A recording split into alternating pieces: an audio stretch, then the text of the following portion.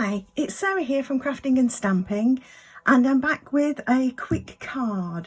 Now my quick card today, we're going to be using vellum, and this is our Stampin' Up! Vellum Basics pack, and I'll just share that with you briefly.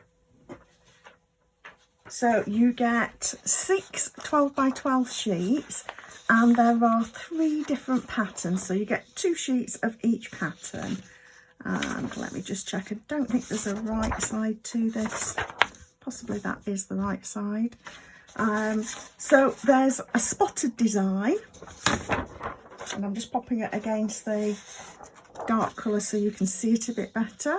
There's a leaf design, and the one that we're going to be using today is a stripe design.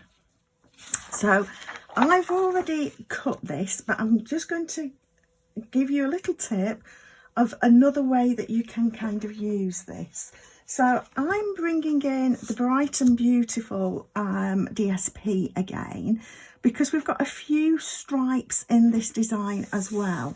Now I've cut mine to go the same way as the stripes in the background, but you can of course turn it counterclockwise or clockwise even, and have those going in the opposite direction. So, you know, it's good fun to test it out and see what works. Of course, we've got other designs, striped designs in this pack, and I would probably go with the darker bit. The great thing about vellum is that it kind of drops down the colour a little bit for you. It mutes it if you are actually looking for that. And it's something that I must admit that I used to use back in the time when I was getting my DSP designer series papers from elsewhere, and I used to get packs of papers that included colours that really weren't me. They just would not have worked for my card designs, and they were too bold, too bright. Now I actually like the brightness of this, and that's why I've cut this so we've got a good margin around to be able to see the bright colours. But if you've got a design that is too bright for you, too bold for you, and you want to mute it down a bit, vellum is a great way to go. It really is. So just a little tip for you there. So for the quick card, we really are just going to be layering up. I'm going to pop this on the card front, but because it's vellum, I want to hide my adhesive. So the first thing we're going to do is stamp and prepare our sentiment panel. So let me just grab my mat. So I'm using a sentiment from Charming Sentiments. Of course, there is a die set that comes with this as well that you can use, but you don't need to use it like that. You can just use it with regular rectangles as I'm doing here. So all I did was actually pop this on my grid paper to see kind of how big a sentiment label I would need. And this is 1.5 inches by 2 inches. And I'm just going to get this stamped up using Pretty Peacock ink, but of course you could use just simple black if you wanted to. And the great thing is I can see exactly where I'm stamping. That's the great thing with photopolymer stamps. And we'll just let that dry for a few seconds. It doesn't need long. And I've cut my piece behind the mat. That's 1 3/4 by 2 1/4, just 1/4 of an inch bigger on each side. So they're going to go together, and I'm just going to adhere this to my Pretty Peacock card front layer. Pretty Peacock's a returning colour that's now part of our main colour families, and it was always a favourite of mine, so it's really pleasing to me that we've got this. And of course Pretty Peacock is just one of the colours that we've got in this Bright and Beautiful paper. Oops, turn that around the other way. So now I'm going to pop these together And I'm just going to pop these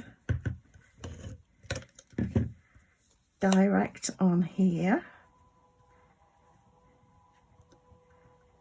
like that. Now you've got two ways that you could do this. You can pop this up on here. I actually do want it popped up, or you could adhere it direct. But what I'm actually going to do is just pop this on my grid paper, fairly central, so I can see where it is. And then I am going to pop this over the top, just trying to check. I think that, yeah, that is the right way around. So I want it upside down. And I can see, I want it kind of there. I'm leaving more room at the base and keeping the margins top and sides reasonably even. Probably not perfectly even, but reasonably even. I'm holding this in place and I'm putting my adhesive down on the back. And just keep rolling it on one, so that my adhesive is going to be covered up by this. So I'm going to pop that nice and fairly central.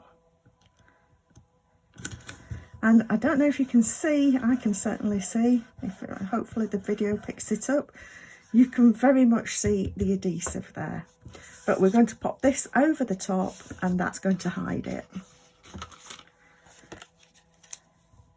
So like I say, vellum, great for knocking back colours that are a bit too bold for you. And they give a nice soft look, but you need to hide your adhesive. So there we are. And I'm keeping this nice and simple. I could add some fancy embellishments to it, and I could have, by doing that, I could then pop some glue dots behind here, but I decided I actually don't really want to add any extra embellishments to it. That does me quite nicely. It gives a nice bright zing to it, but that bit of vellum just adds a little bit of extra texture and gives a different look to the card. So I hope that that gives you an idea for a quick card and a way to maybe tone down some of those papers that you're not so fond of. Please do subscribe to my channel below to see a quick card like this every Monday and a quick tip every Friday. Thanks for stopping by.